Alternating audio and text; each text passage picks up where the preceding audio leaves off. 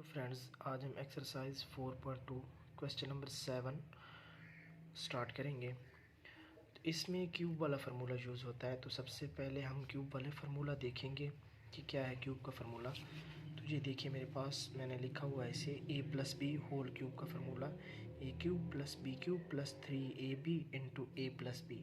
इसको आपने याद रखना है।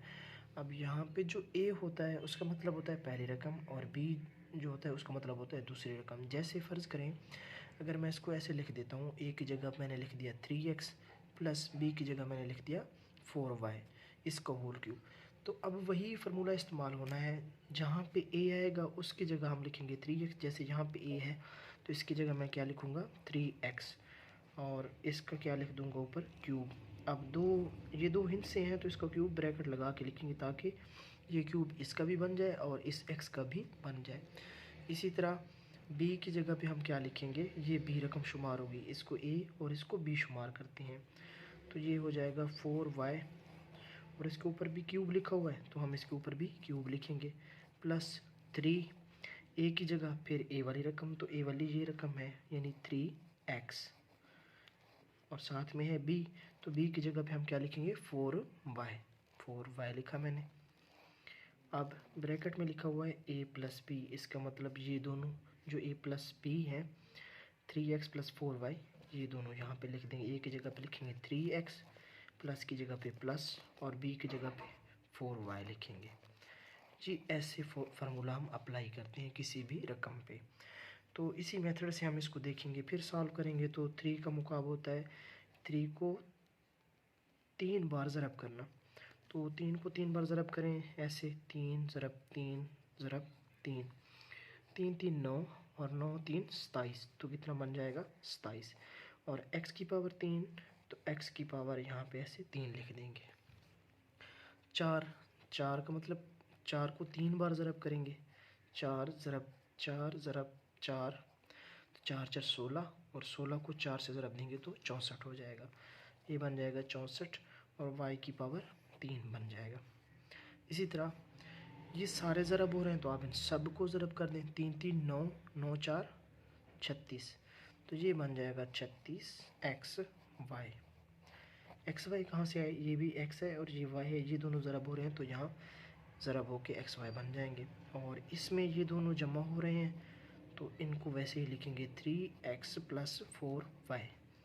तो मतलब ये था कि आपने इसको हल कैसे करना है। अगर इतनी बात आपको समझ आती है तो बाकी आप सारे क्वेश्चन आसानी से सॉल्व कर सकते हैं। जैसे क्वेश्चन नंबर 7 देखिए, इसमें हमारे पास दो वैल्यूज़ दी हुई हैं। 3x प्लस 4y दिया हुआ है 11 के इक्वल, xy 12 के इक्वल है, और हमने 27x cube plus 64y cube की वैल्यू फाइंड करनी है। तो ये मैंने इसका फार्मूला लिख दिया है।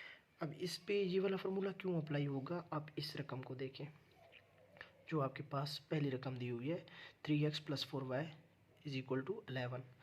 तो यहाँ पे क्योंकि ये प्लस है, इससे ये समझ आता है कि यहाँ पे, और अच्छा एक और चीज़ कि आप इस पर क्यूब वाला फार्मूला ही क्यों अप्लाई करेंगे, क्योंकि जो चीज़ आपने फाइंड करनी है वो किसकी शक्ल में है, क्यूब की शक्ल में है।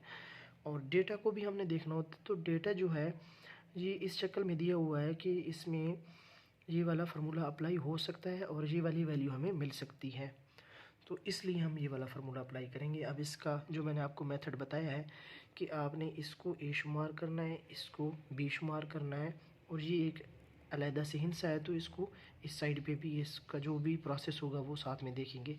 जैसे मैंने इस साइड का भी क्यूब ले लिया है और इस साइड का भी क्यूब लिया है, क्योंकि दोनों साइडों का क्यूब लेना है। तो आप ऊपर लिखेंगे तरफैन का क्यूब लेने से, या taking cube of both sides, दोनों साइड्स का क्यूब लेंगे। और कहाँ से शुरू करेंगे सवाल को, इस पहली वैल्यू से। यहाँ मैंने इस साइड का भी क्यूब ले लिया, इसका भी।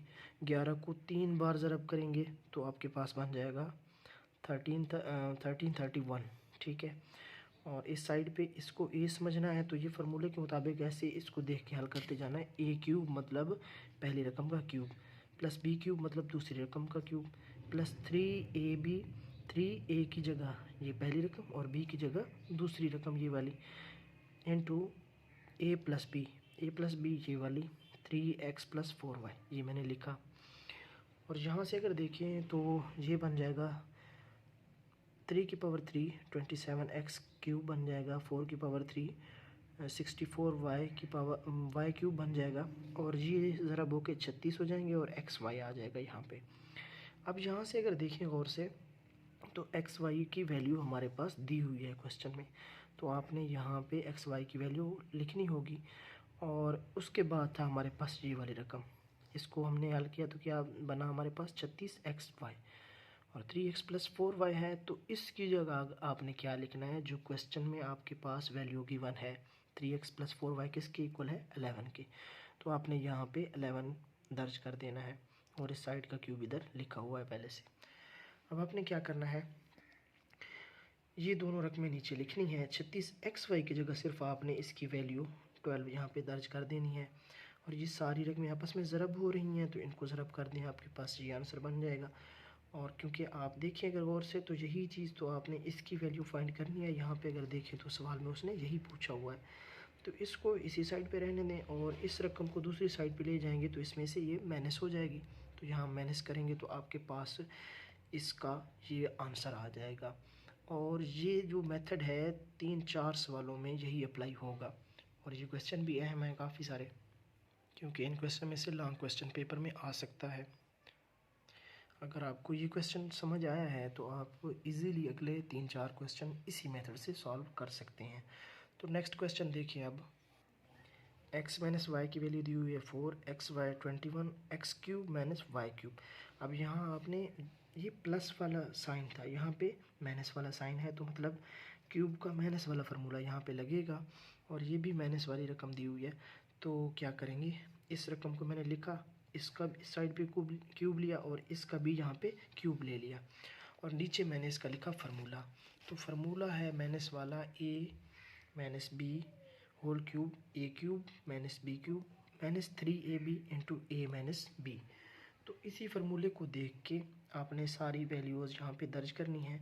अब आपको पता है कि इस साइड का क्यूब कितना आएगा, वो आ जाएगा 64, और a³ का मतलब अब यहाँ पे क्या है, x है, तो हम लिखेंगे x का क्यूब, और b का मतलब यहाँ पे y है ना, तो y का क्यूब हो गया, -3ab ax और b की जगह पे y, जैसे पहले हम पुट करते थे। देखिए सवाल के मुताबिक ही हमने फार्मूले को चेंज करना हो, तो ये तो असल फार्मूला है, लेकिन सवाल के मुताबिक अब a की जगह पे x आ जाएगा और b की जगह पे y आ जाएगा। तो जहाँ जहाँ आपके पास a लिखा हुआ है वहाँ पे x लिखते जाएं, और जहाँ b लिखा हुआ है वहाँ पे y लिखते जाएं, और इसको सॉल्व करना स्टार्ट करें।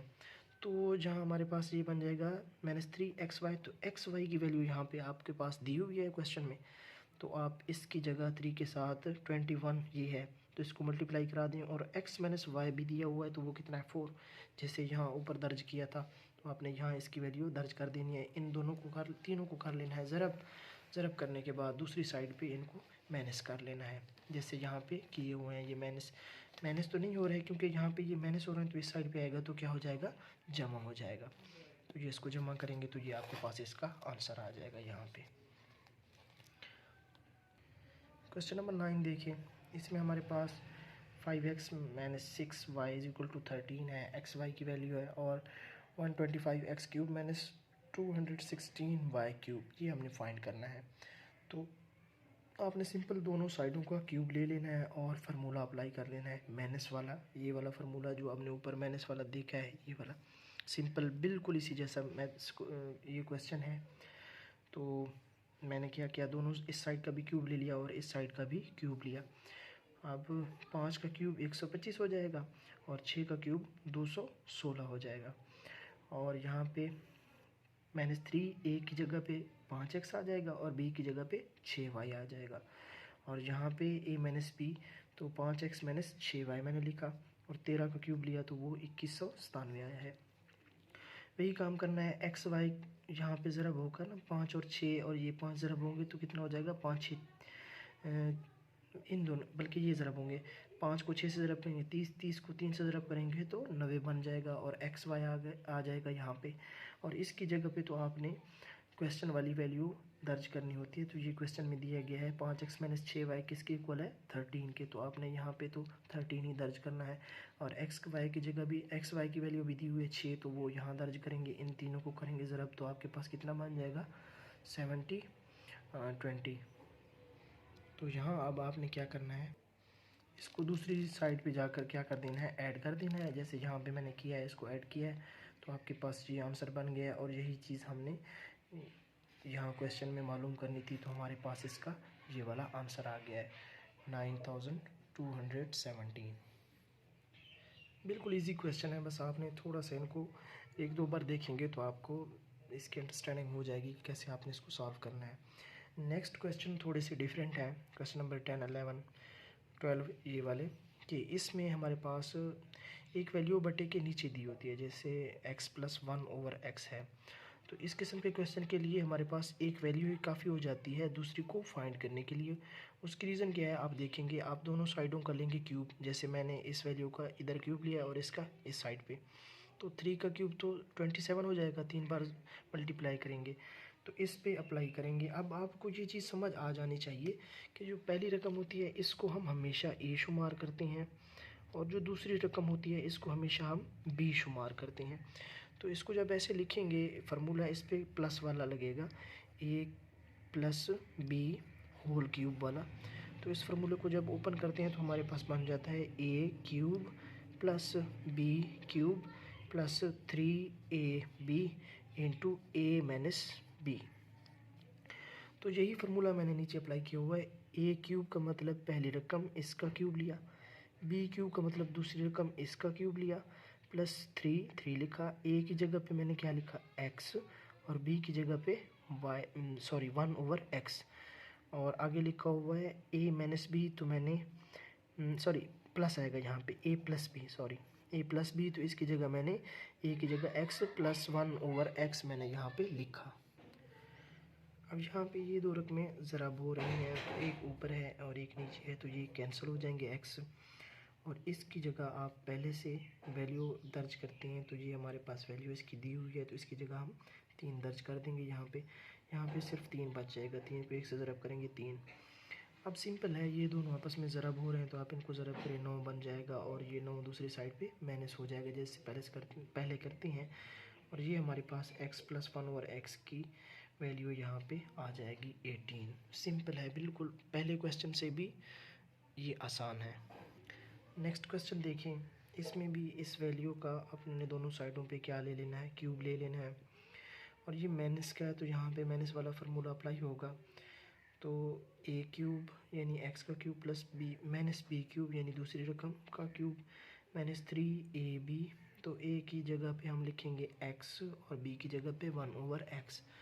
और यहाँ पे a माइनस बी, तो a x minus B 1/x यहाँ पे दर्ज कर देंगे।